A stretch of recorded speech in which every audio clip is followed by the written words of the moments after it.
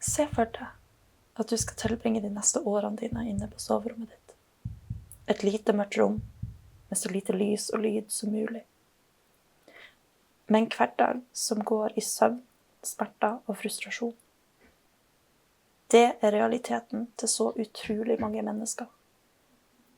Se for deg at du går rundt med smerter, men ingen sår, og ingenting som vises på prøvene du tar hos legen. Du er frisk, sier de. Men smertene og fatigeen som du føler, det forteller jeg helt annen historie. Hei, jeg heter Marianne, 2014. Hei, Amalie, jeg er 2016. 2011. Hei, jeg heter Siri, og jeg har vært syk siden 2000.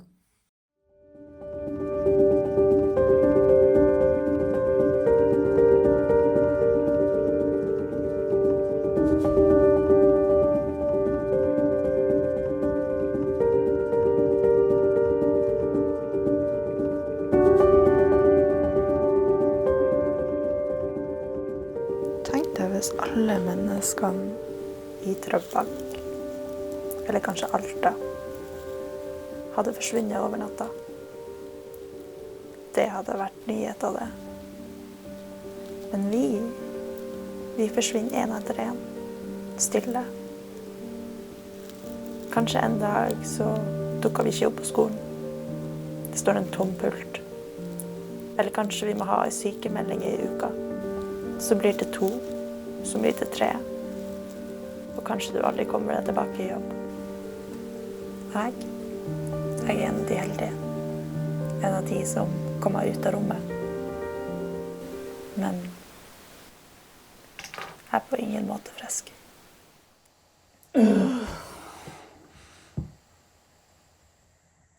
Alt er så sykt tungt. Det er tungt å gå opp trappen. Det er tungt å røye opp senga. Jeg har ikke energi til å sette og spise middag blant folk, fordi at jeg klarer ikke å sette oppreis. Det mennesket som du har vært, den livsstilen som du kunne ha levd, blir med et spill noe helt annet. Det ansiktet som møter deg i speilet, er et helt ukjent menneske.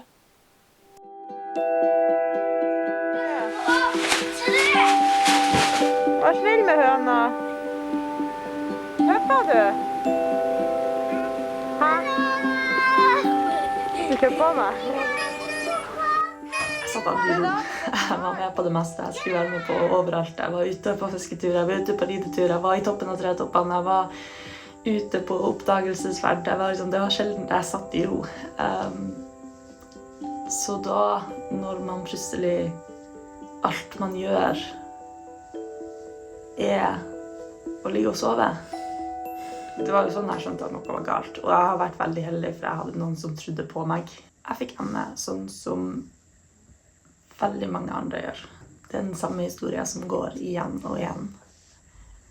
Og veldig mange av oss er det først at man får et virus som kyssesyka eller harepesten eller noe annet som slår deg ut. Det skjer gjerne uten noe som helst forvarsel. Du har gått fra å kunne springe på fjellet hver dag til at trappen nå er et mareritt. Og her er det ingen som sier at ingen skal må snu. En helt vanlig dusj er en kamp, og det er ikke alltid at det er du som går av med seier. Hvis jeg skal være ærlig, så er det faktisk noen dager der jeg nesten lurer meg selv. Så jeg tenker at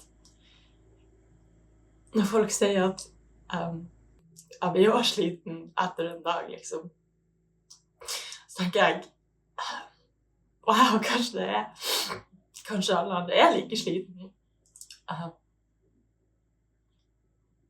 Kanskje det er bare jeg som er pinglete.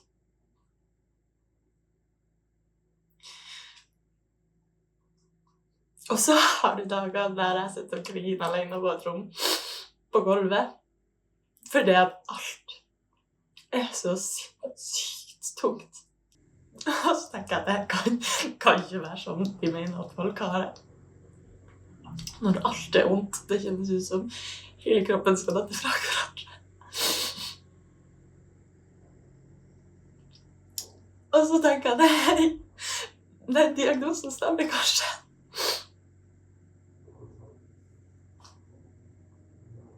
Jeg er så sliten at jeg vet ikke hvor jeg skal gjøre av meg selv.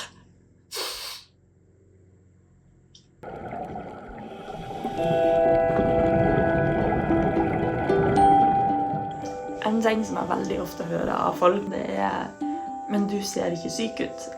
Og kanskje ikke, men det er fordi jeg jobber veldig hardt med å framstå som om jeg ikke er syk. Det er jo ikke akkurat noe jeg har veldig lyst til at folk skal kunne se.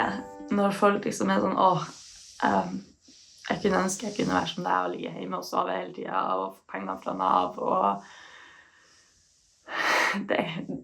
Nei, der er ikke et friskt menneske på jorda som har lyst til å være i den situasjonen som så mange av oss er i.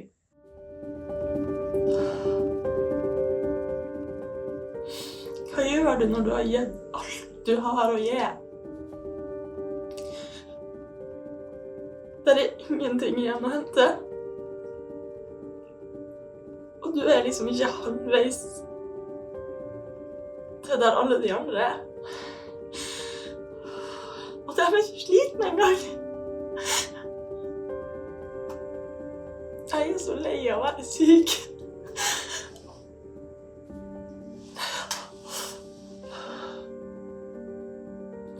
Og så føles det så teit, og så klage jeg. For jeg er en av de heldige, jeg er en av de som faktisk er ute og lever livet mitt. Jeg er på skolen, og jeg klarer å bo hjemme, og jeg trenger ikke at noen skal ta vare på meg, og jeg klarer å komme meg ut av det mørke rommet, og likevel så sitter jeg her og klager. Men jeg vet jo at det skal jo ikke være sånn her.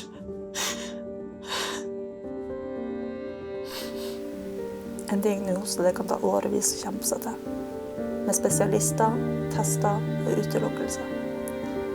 Og når de endelig har et navn på det, hva kan egentlig legene hjelpe deg med da? Som oftest, ikke så mye. De har prøvd med cellegift, og de har prøvd med... Der er så masse forskjellige ting som de prøver hele tiden. Spis sjøgress.